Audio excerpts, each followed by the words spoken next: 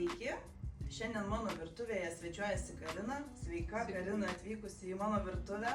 Labai malonu atvykti. Ačiū tau labai, kad atvykai ir gamins jinai mums kelis receptus. Tai gal papasakok, ką tu iš pradžių pradėsi gaminti.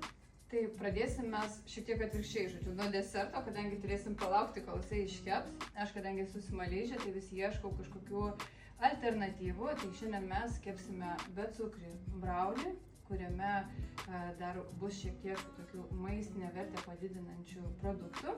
Na ką, tai einam gaminti tada? Einam. Gerai, tai mums reikės 4 kiaušinių, maždaug 150 gramų avinžirnių, datulių, aišku, pagal skonį, galima mažiau, galima daugiau, čia yra maždaug 15, 150 gramų šokolado. Reikia aliejaus, aliejų naudojame kokį norim, jis daugiau yra skirtas tam, kad mums neprikeptų kepinys, kepinių kakavą, soda arba kepimo milteliai ir bananai.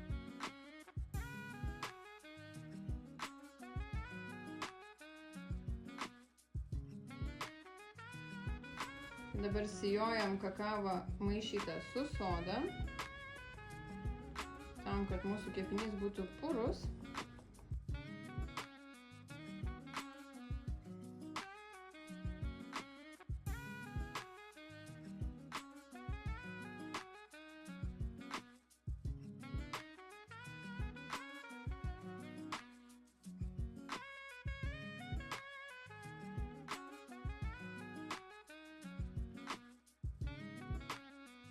Na ką, kvepia vėl labai nuostabiai. Iš tikrųjų, kvapų pasaulį šiandien. Ragaukim. Skanaus. Skanaus.